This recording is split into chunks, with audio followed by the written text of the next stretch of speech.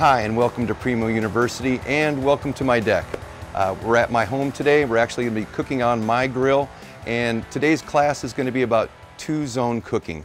Now, if you're not familiar with the two-zone cooking method, it's the ability to cook with two distinct cooking zones. You can grill direct and indirect at the same time.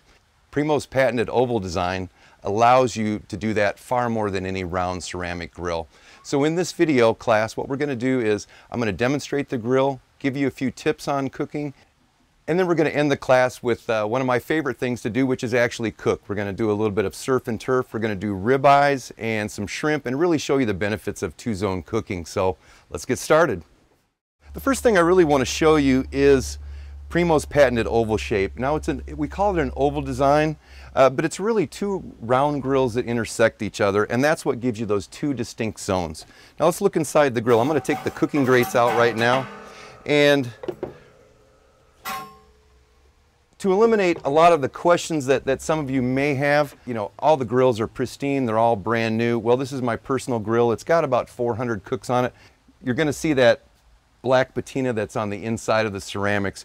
For the purpose of this video, I've gone ahead and just put a new firebox in. So as you can see, you've got two distinct zones. I've got the firebox divider inside. Now, the first most popular method that most people use is they load this side with charcoal, they heat it up, and they have the indirect side. It doesn't require any other accessories at all. Another popular one that I really like, and that's what we're going to do today, is I'm going to load the charcoal both sides, but I'm going to add the heat deflector racks and plates on one side. The benefit of that is while you're cooking direct on this side, you're getting all that conductive heat from that heated ceramic plate that's right there. So what we're going to do now is we're going to load up the charcoal into the grill. We're going to light it. We're going to wait about 5 to 7 minutes and really let that grill heat up a little bit. So I've gone ahead and added a full load of charcoal to both sides of the grill. I've lit it in 2 places on each side using Primo's quick lights. We're going to leave the dome open for 5 to 7 minutes. After I close that, I'm going to give you a few tips on cooking. We're going to let that ceramic get that heat wash, get it fully loaded up with heat, and then we're going to be ready to cook. All right, it's been enough time for the charcoal to heat up. I'm ready to put the heat deflector plate in. And one little tip that I want to show you is the heat deflector plate and how you can keep that clean. I get a lot of questions on the website about this. And what happens is that when you leave the heat deflector plate just as it is, because it is porous material, you do get food drippings that can be absorbed into it. And that does create smoke every time that you cook. One of the neat tricks that you can use is just wrap it in aluminum foil. You're able to take it off after it gets dirty after each cook, and that will always keep your heat deflector plates looking pristine. So I'm going to go ahead and put this in, and we are going to close the dome.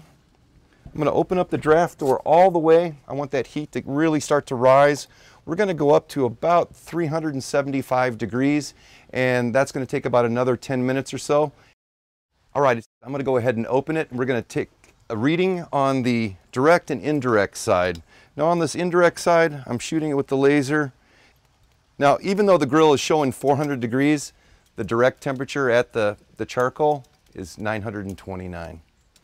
Now when you come over to the indirect side, I'm going to shoot that heat deflector plate, and we're showing 258 degrees. So that's really the difference between the direct and indirect side. All right, now we're at my favorite part, the time to cook. Let's take a look at the food that we're going to be cooking today. I've got 2 well-marbled boneless ribeyes, and what I've done is I've used Primo's bourbon whiskey twist seasoning rub. I put it on both sides, let the steaks come up to room temperature. That's really the best way to cook and grill a thick piece of meat. And then I've also got some shrimp, and I have just dusted that with Primo's Tupelo Honey Crunch. Now, that is made for pork, but it's so versatile. You can use it on poultry and seafood. It's kind of a sweet, but it gives you a little bit of heat too. So let's go ahead and put these on the grill. We've got that 400 degree temperature that we've been wanting. And the great thing about two-zone cooking is that you can add both of these at the same time.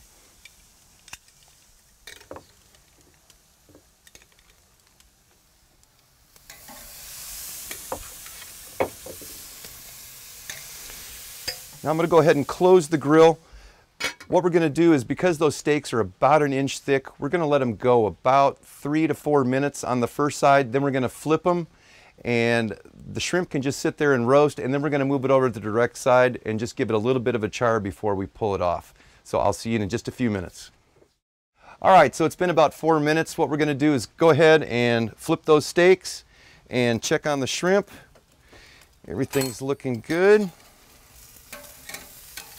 Now, you know, a lot of people like to do their steaks at 500-600 degrees. You really don't want to go that far because you're losing so much of the moisture and you're not getting that caramelization on top of the steak. So these are coming along nicely. I'm going to go ahead and flip these shrimp over as well. And we'll be back in about 3 to 4 minutes. I'm going to check the internal temperature of the steak, so I'll see you then. All right, so the steaks and the shrimp have been on for about 4 more minutes. So we need to check the internal temperature and make sure. I like mine medium rare. So I want it to be about 125 to 130 right now. And I am right at 129, so we need to pull those off right away.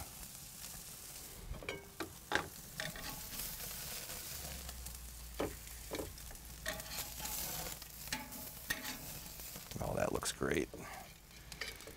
All right, and then I'm just going to move the shrimp over just for about 30 seconds or so, just to put a little bit of char on that. Now, one of the important things that you want to do is you want to rest the steaks.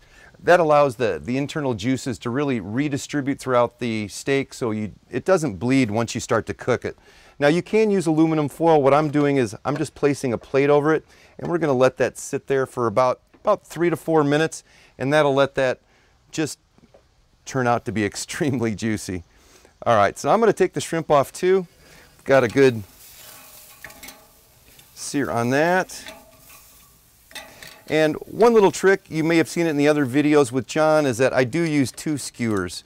That keeps the meat from flipping around. So now that we're done cooking, I'm going to go ahead and shut the top vent to extinguish the fire, and along with the draft door. That'll take about 90 minutes to 2 hours to close down. We're going to wait for those steaks to rest for just a few minutes. We're going to plate it, and we're going to enjoy some great food. See you in a moment.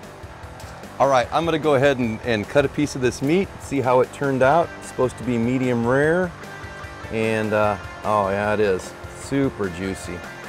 Now, if you have any questions about this video, about anything related to Primo, please go to our website, primogrill.com. You can go into the contact page. There's a feedback form there. There's a lot of great information on there about our grills, accessories. And one last thing that I'd ask you to do too is sign up for Primo Life. It's our free email subscription service. It gives you updates, recipes, tips on cooking, just about anything that will help you get the most out of your Primo grill. Thanks for watching.